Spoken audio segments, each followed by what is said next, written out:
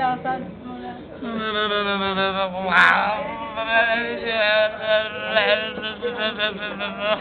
Utang ina.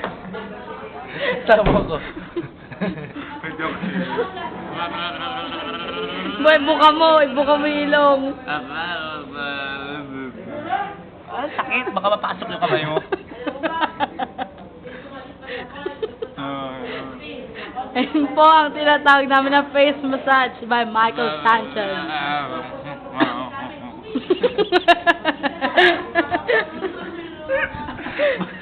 Ano pong masasabi niyo sa naganap po na pagmamasahe sa mukha niyo?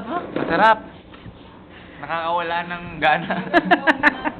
Paano niyo pong maaakit yung mga ibang kababayan po natin na mag-try din po ng face massage? Wala akong masabi.